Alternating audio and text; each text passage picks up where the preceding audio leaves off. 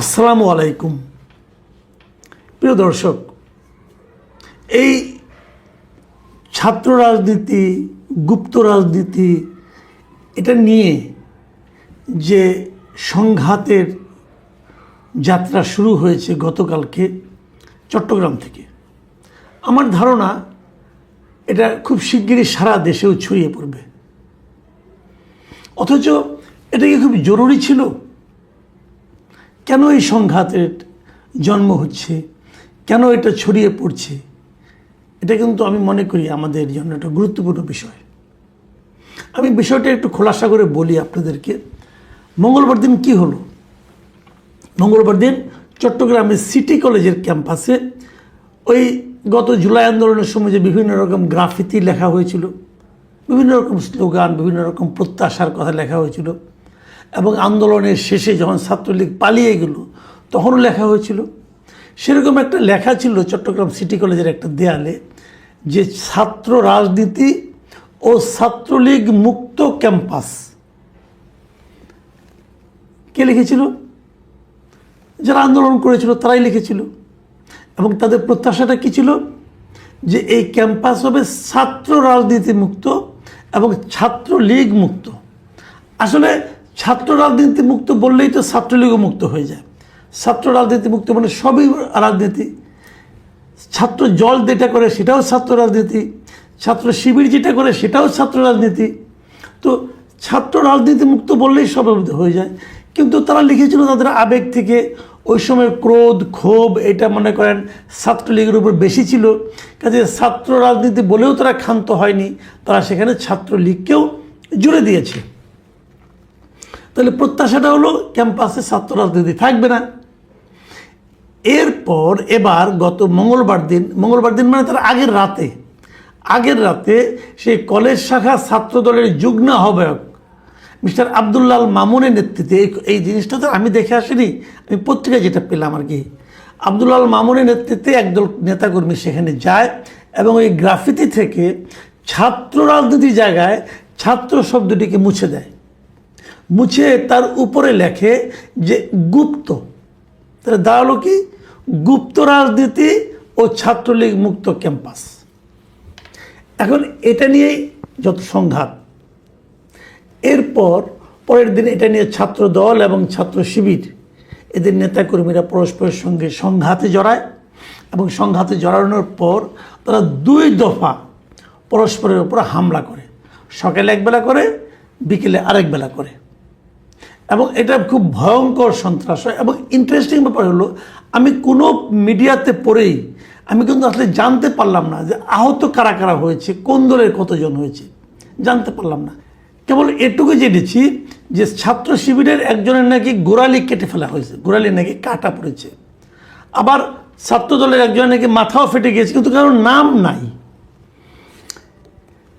এবং এই পুরো মারামারির খণ্ড খণ্ড দৃশ্য আমরা বিভিন্ন ভিডিওতে দেখেছি, বিভিন্ন স্টিল ছবিতেও দেখেছি।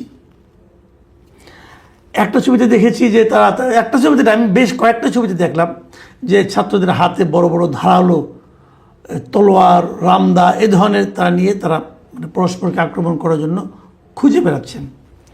এখন এই যে পুরো মারামারিটা হয়, এই মারামারির সময় সেখানে কি পুলিশ ছিল না? ছিল।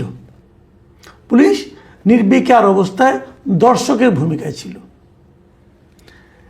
এখন আমি যে কথাটা বলছিলাম যে এটা ছড়িয়ে পড়বে কিনা, হ্যাঁ, এটা ছড়িয়েও পড়ছে।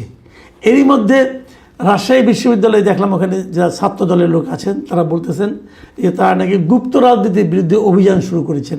এবং ওরাও দেখলাম বিভিন্ন জায়গায় দেয়াল লিখন দিচ্ছেন যে গুপ্ত রাজনীতি বন্ধ করতে হবে।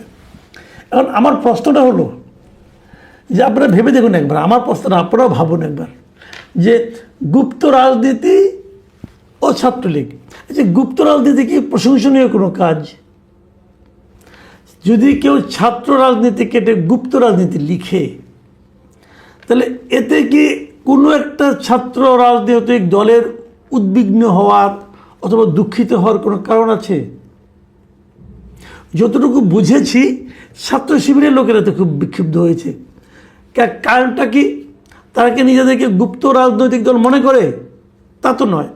একটা সময় ছিল যখন নাকি শেখ হাসিনা সরকার ছিল, তখন ছাত্রলীগের চেহারায়, ছাত্রলীগের মধ্যে, ছাত্রলীগের নাম নিয়ে ছাত্র শিবিরের ছেলেরা মেয়েরা রাজনীতি করত। এটা তাদের একটা কৌশলও হতে পারে, তাদের একটা কৌশলও হতে পারে। তারা এটা বললেই হয় যে এটা আমাদের কৌশল ছিল। তারা এতে ক্ষিপ্ত হচ্ছে কেন? মানে গুপ্ত নিয়ে ক্ষিপ্ত হওয়ার কি আছে? এই জিনিসটা কিন্তু আমার কাছে এখনো ক্লিয়ার না। তারা তো বলতেই পারে যে একসময় আমরা এটা করেছি, এটা আমাদের স্ট্র্যাটেজি ছিল, তা না হলে আমরা সারভাইভ করতে পারতাম না, অতএব টিকে থাকার জন্য আমরা এটা করতে বাধ্য হয়েছি। যদি বলতে পারতো এটা একটা স্ট্র্যাটেজি হতেই পারে, কিন্তু আপনারা ক্ষিপ্ত হচ্ছেন কেন? মানে ওই যে ওরকম আছে না যে ঠাকুর ঘরে কে রে, আমি কলা খাই না জাতীয় আলোচনা। মানে ছাত্রদল তো বলেনি যে আপনি সেই গুপ্ত। ওখানে যদি গুপ্ত লিখে দেয় ছাত্রদল, তাহলে সেখানে ছাত্র শিবির কেন খেপে যায়? এটা কিন্তু একটা খুব গুরুত্বপূর্ণ পয়েন্ট। তার মানে তাদের রাজনীতিতে তারা যে গুপ্ত ছিল, এটাকে তারা নিজেরাও খুব একটা এনজয় করতে পারছে না, অথবা নিজেরাও এটাকে খুব জাস্টিফাইড কাজ বলে মনে করতে পারছে না। এটাকে নৈতিকভাবে শক্ত সামর্থ্য কোনো কাজ বলে তারা নিজেরাও ভাবতে পারছে না। এটাই কি কারণ? হতে পারে এই কারণটা, আমি জানি না। কিন্তু মারামারিটা কেন হলো এটা আপনি আমাকে বুঝান। আজকে থেকে 2 বছর আগে যখন নাকি শেখ হাসিনা সরকার ছিল, তখন এই সিটি কলেজে ছাত্র দল এবং ছাত্র শিবির যারা আজকে প্রবল প্রতাপের সঙ্গে মারামারি করছে, তারা কোথায় ছিল? তারা লুকায়িত অবস্থায় ছিল। কেন? তখন আরেকটা সংগঠনের প্রবল দাপট ছিল। সেই ছাত্রলীগের যারা দাপটের নেতা ছিল তারা এখন কোথায়? মানে একসময় যারা বাঘ ছিল তারা এখন বিড়াল হয়ে পালিয়ে বেড়াচ্ছে, অথবা ইঁদুর হয়ে গর্তে ঢুকে পড়েছে। আর একসময় যারা ইঁদুর হয়ে গর্তে ছিল, অথবা বিড়াল হয়েছিল, অথবা মানে কোকিলের হয়ে বাচ্চা হয়ে কাকের মধ্যে বসবাস করছিল গুপ্ত অবস্থায়, তারা এখন বাঘ আকারে মারামারি করছে পরস্পরের সঙ্গে। একটা কথা ভাবুন তো, যে ছাত্রলীগের ওই মাস্তানরা, ওই বীর পুঙ্গবরা, তারা এখন কোথায়? তারা কেন নেই কেন? তাদের শক্তি কি এদের চেয়ে কম? এদের শক্তি কি বেশি? ছাত্রদল এবং ছাত্র শিবিরের শক্তি কি বেশি? তাহলে এই বেশি শক্তি নিয়ে তারা লুকিয়েছিল কেন? এগুলি এ কারণেই হয়েছিল যে এখন যারা আছে তারা যদি তখন বের হতো, তাহলে তাদেরকে পুলিশে ধরতো। আর তখন যারা লুকিয়েছিল তারা এখন বের হয়েছে, তাদের কিন্তু পুলিশে ধরবে না। ওরকম উল্টোভাবে ছাত্রলীগের লোকেরা তখন যে মারামারি করতো, প্রকাশ্যে চাঁদাবাজি করতো, তাদেরকে পুলিশে ধরতো না। এখন তারা করতে আসলে ধরা খাবে পুলিশের কাছে। তাহলে মূল ভয়টা হলো রাষ্ট্রের কাছ থেকে ভয়টা, সরকারের কাছ থেকে ভয়টা। তাহলে সরকার এদেরকে প্রশ্রয় দিচ্ছে বলে এরা মারামারি করতে পারছে। সরকার কাছ থেকে প্রশ্রয় পাচ্ছে ছাত্র দল, এবং বিরোধী দল, প্রধান যে সংসদের বিরোধী দল, তাদের কাছ থেকে প্রশ্রয় পাচ্ছে ছাত্র শিবির। তাহলে কিন্তু গুপ্ত টুপ্ত কোনো ইস্যু না, ওটা হলো কিন্তু ঝগড়ার একটা অজুহাত, লাগে না? একটা অজুহাত তৈরি করে নিয়েছে। তো আমরা কি এই ছাত্র রাজনীতি চাই? আমরা তো এটা চাই না। ছাত্র রাজনীতি, আমি যদি বলি যে বিএনপি যে কাজটা করেছে, মানে ছাত্র দল যে কাজটা করেছে, তারা ছাত্র রাজনীতি ছাড়া ক্যাম্পাস চায় না। আগে ছিল ছাত্র রাজনীতি, তো ওটা যদি থাকতো তাহলে তো এই ক্যাম্পাসে শিবিরও রাজনীতি করতে পারে না, ছাত্র দলও রাজনীতি করতে পারে না। শিবির আমরা একটা ট্যাকটিক আছে, শিবির কিন্তু নিজেরা রাজনীতি করে না, বলে যে না আমরা কোনো ছাত্র রাজনীতি করি না। নির্বাচনের সময় তারা অন্য নাম নিয়ে আলোচনা করে। ওই যে গুপ্ত থাকার যে একটা প্রবণতা, তাদের মধ্যে কিন্তু এই প্রবণতাটা এখনও আছে। আপনি ঢাকা বিশ্ববিদ্যালয় দেখেন, অথবা অন্যান্য চট্টগ্রাম বিশ্ববিদ্যালয় দেখেন, অথবা রাজশাহী বিশ্ববিদ্যালয় দেখেন, যেগুলোতে ইলেকশন, ছাত্র সংসদ ইলেকশন হয়েছে, কোথাও কিন্তু শিবির তার নিজের ব্যানারে রাজনীতি করে নাই, তার নিজের ব্যানারে ইলেকশনও করে নাই। আগের থেকে ছিল ছাত্রলীগের ব্যানারে, তারপর রাজনীতি করেছে অন্য একটা সংগঠনের ব্যানারে, এবং নির্বাচনও করেছে ওই সংগঠনের ব্যানারে। এবং তারা ছাত্র দলকেও হলগুলিতে কমিটি করতে দেয়নি, বলেছে যে না ছাত্র রাজনীতি বন্ধ। তারা কি আসলে ছাত্র রাজনীতি বন্ধ এই কথাটাকে বিশ্বাস করে না, বরঞ্চ তারা ছাত্র রাজনীতি করে গুপ্তভাবে করে। তাহলে এইটা দেখে ছাত্রদল যদি গুপ্ত রাজনীতি বন্ধের কথা বলে, আমি তো এখানে কোনো ভুল দেখছি না। তাহলে ওনারা মাইন্ড করে কেন?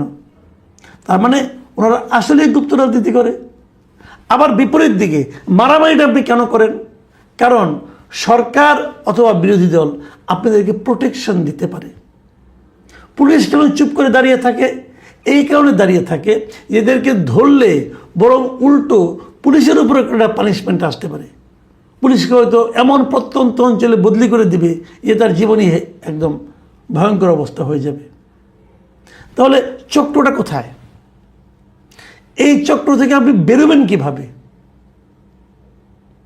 এটা কিন্তু একটা, আমি মনে করি, বড় প্রশ্ন।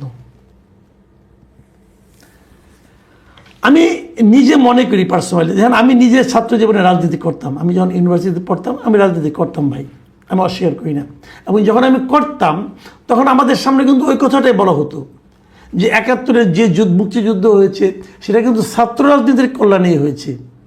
কিন্তু ওই সময়কার যে বাস্তবতা, ওই সময়কার যে ছাত্র রাজনীতির চরিত্র, সেটাকে আপনারা বজায় রাখতে পারছেন? পারছেন না। ওই সময় ছাত্রলীগ কিন্তু আওয়ামী লীগকে পরিচালিত করত। বাংলাদেশের প্রথম বাংলাদেশের যে পতাকা, জাতীয় পতাকা, এটা কিন্তু আওয়ামী লীগ উত্তোলন করে নাই, ছাত্রলীগ উত্তোলন করেছিল। কাজেই ছাত্রলীগ বরঞ্চ আওয়ামী লীগের উপর একটা প্রেশার ক্রিয়েট করেছিল দেশটাকে স্বাধীন করার জন্য। সেই ছাত্র সংগঠনের চরিত্র কি এখন আছে?